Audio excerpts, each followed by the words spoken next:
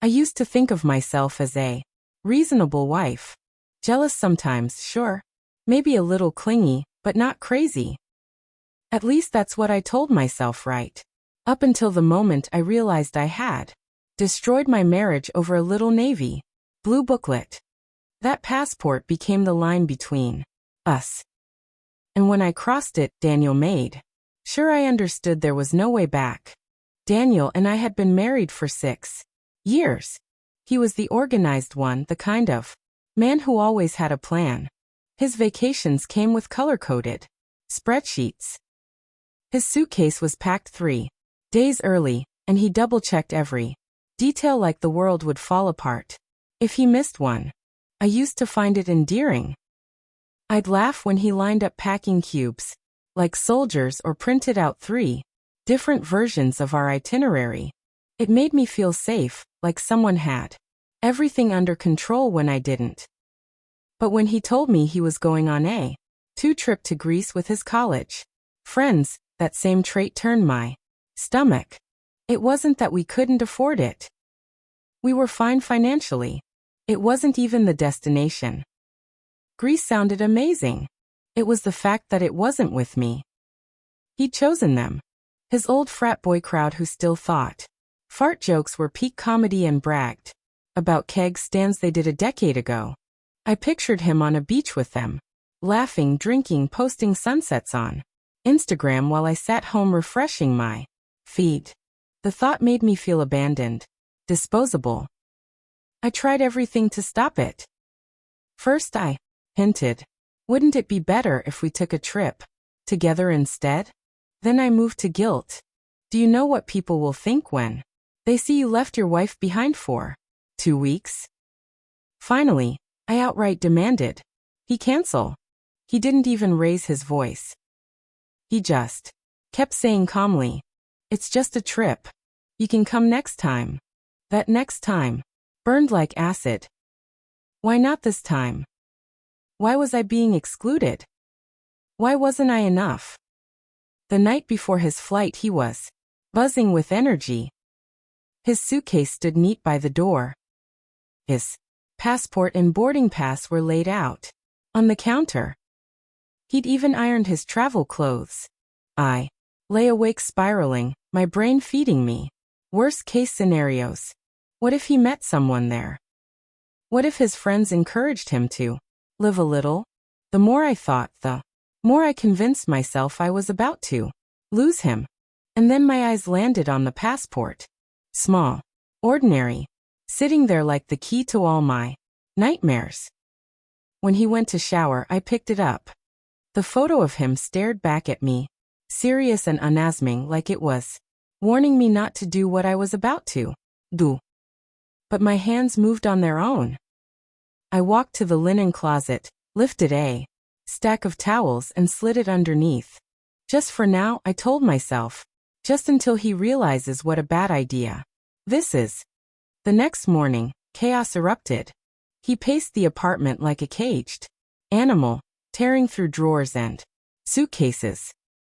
"I had it right here," he muttered, flipping cushions, rifling through his office. I stood nearby, pretending to search, my heart hammering in my chest.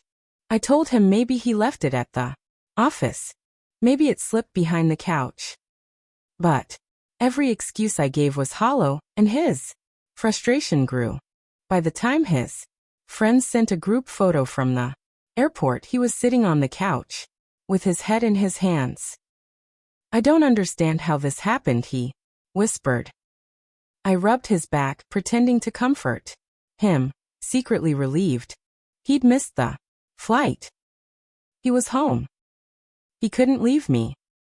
But Daniel wasn't the type to give up.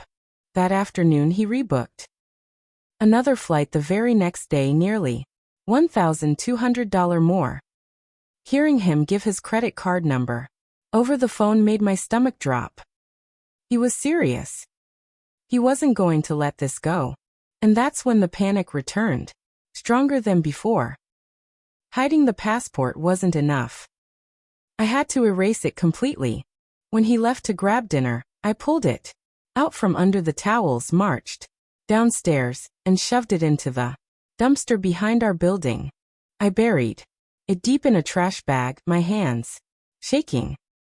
I told myself I was saving our marriage, even as the guilt twisted in my gut. The following day, when he went looking again, I came home to find the linen closet destroyed, towels everywhere, and Daniel standing in the middle of it, holding the empty passport sleeve. His face was pale, his jaw tight. He didn't yell. He didn't throw things. He just looked at me with eyes that seemed to see through every lie I'd ever told. You took it, he said, voice low. My throat went dry. What? No, why would I? Don't lie. His voice was sharp now. It was here. Now it's gone. You wanted me to miss my flight, didn't you? I denied, stammered, deflected. But he wasn't buying it. The longer I tried to spin excuses, the clearer my guilt became. Finally, something inside me snapped and I blurted, yes. I took it. Okay? Because you shouldn't be leaving your wife to go party in Europe like some frat boy. He stared at me, his expression unreadable. Then he nodded once, slow and deliberate. So this is who you are. That sentence broke something in me. I wanted him to yell, to fight, to give me something to push against. But he didn't. He slept on the couch that night. The next morning he was gone. A week later, divorce papers arrived. Irreconcilable differences. Spousal misconduct. I stood there holding the papers, my mouth dry. You're divorcing me over a passport? I asked him when he came to collect his things. No, he said, not even looking at me. I'm divorcing you because you destroyed trust. That's worse than any trip. He carried his suitcase, the same one he'd packed for Greece, out of our apartment. And this time, nothing of mine was hidden inside it. Word spread quickly. His friends, the ones I resented so much, rallied around him. They documented everything, gave him legal support, and made sure he wasn't alone.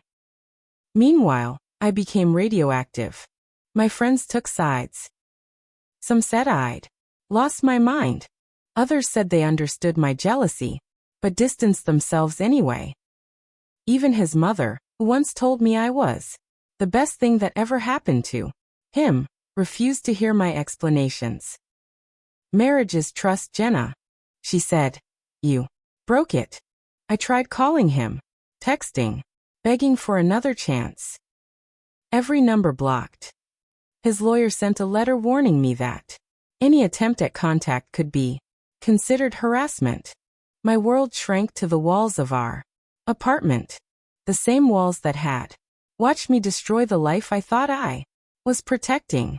The irony is that Daniel never would have cheated. He wasn't that man. He was the man who called his mother every Sunday, who checked the locks 3 times before bed, who planned every detail to keep life predictable. He loved me enough to include me in everything, until the one time he wanted something for himself, and I turned it into proof. He didn't care. By hiding his passport, I proved exactly what he feared most, that he couldn't trust me. Sometimes late at night, I picture the flight he missed. I see the group photo his friends posted, all of them smiling against a Santorini sunset. Daniel should have been in that picture. He should have been living, laughing, free. Instead, he was here discovering the truth about his wife.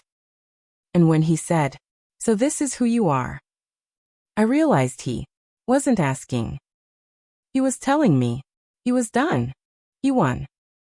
Of course. Walked away with his dignity intact, surrounded by people who respected him enough to back him up. From what I hear, he's already planning another trip. This time alone with nobody to hide his documents. And me? I lost everything. Not just the marriage, but the illusion that control meant love. I lost the man who once would have done Anything for me because I couldn't do the one thing he asked. Trust him. In the end, that little passport wasn't just a ticket to Greece. It was the doorway out of our marriage. And I was the one who shoved him through.